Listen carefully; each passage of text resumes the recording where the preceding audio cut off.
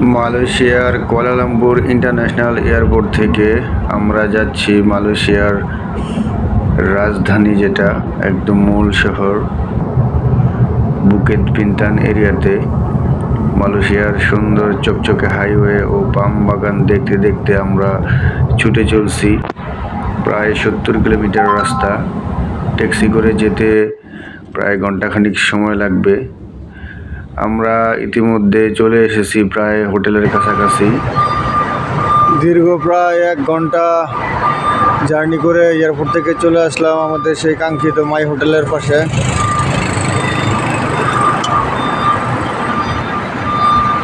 এরই সামনে একটা অনেক সুন্দর হোটেল মনে হচ্ছে। কুয়ালালামপুরের বুকেত বিন্তানের এরিয়াতে এই মাই হোটেলটা আমরা বাংলাদেশ থেকে booking.com-এর মাধ্যমে বুকিং করে এসেছি, যার রুম প্রাইস পড়েছিল 4,000 টাকার মতো। আমরা 3 জন ছিলাম, একই রুমে 3 জন করে থাকব। আমাদের রুম দিয়েছিল 9 তলায়, 907 নম্বর রুম। আমরা চলে আসলাম রুমের ভিতরে। রুমটা খুবই বড় এবং সুন্দর ছিল। 2টা বড় বড় কিং সাইজ বেড ছিল। এটা তো 4 জন থাকার যে রুম সেটা, কিন্তু আমরা 3 জন থাকবো। দেখুন বড় বড় বিছানা, এমনকি ওয়াশরুমটা অনেক সুন্দর ছিল। এই টাকার মধ্যে কুয়ালালামপুরে এত সুন্দর হোটেল, এটা আসলেই ভালো। ওয়াশরুমটা অনেক বড় এবং সুন্দর ছিল।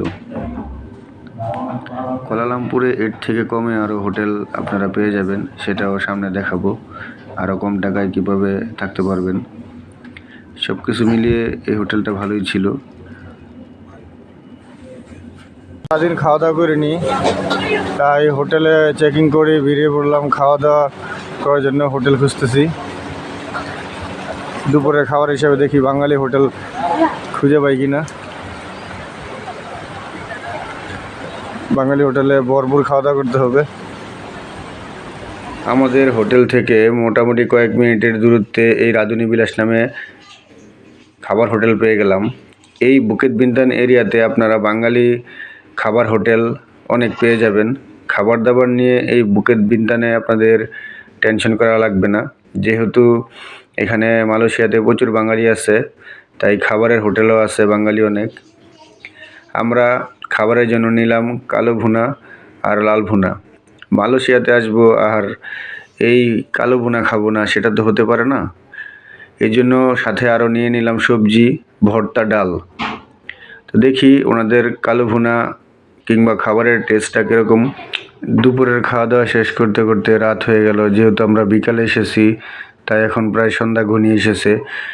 খাবার খুব ভালো ছিল, দামও মোটামুটি কম দাম। 50 রিঙ্গিত 3 জনের বিল হয়েছে, যা কিনা বাংলাদেশি টাকায় প্রায় 1300 টাকার মতো। এখন আবার হোটেলের দিকে চলে যাচ্ছি। আমাদের হোটেলের নিচেই 7-Eleven নামে যে সুপার শপটা, এটার অবস্থান।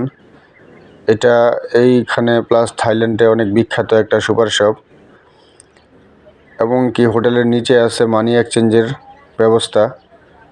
তারই পাশে কে নামে এই সুপার শপটা, মালয়েশিয়ার খুবই বিখ্যাত একটা সুপার শপ। এখন আমরা হোটেলে যাব কিছুটা সময় বিশ্রাম নেওয়ার জন্য, তারপরে আবার বের হব আপনাদের রাতের কুয়ালালামপুর বুকেত বিন্তান দেখানোর জন্য।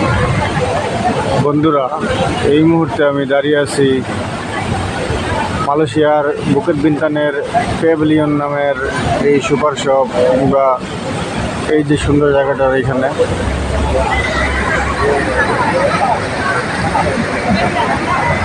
মালয়েশিয়া আসবেন আর এই প্যাভিলিয়ন সুপার শপিং সেন্টারে শপিং করবেন না, এটা হতে পারে না।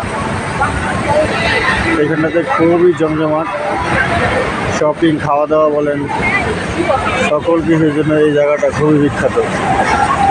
এটা বুকেত বিন্তান এরিয়া।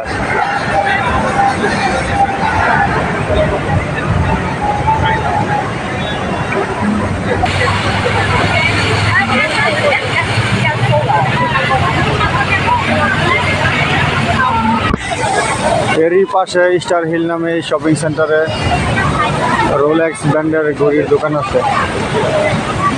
মালয়েশিয়ায় আসবেন আর রাতের মালয়েশিয়া ঘুরে দেখবেন না, এটা তো হতে পারে না।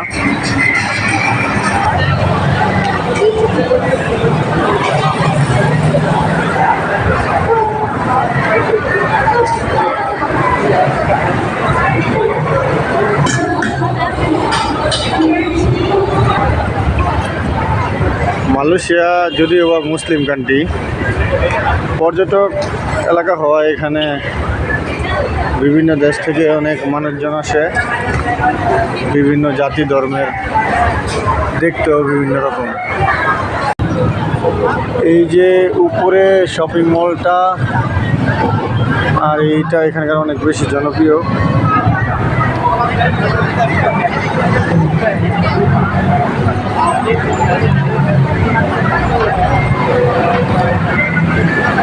ওয়াও,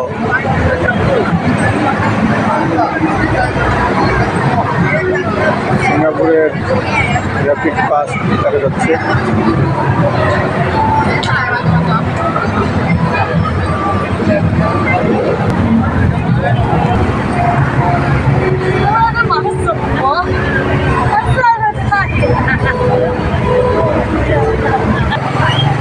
আবারও চলে এসেছে,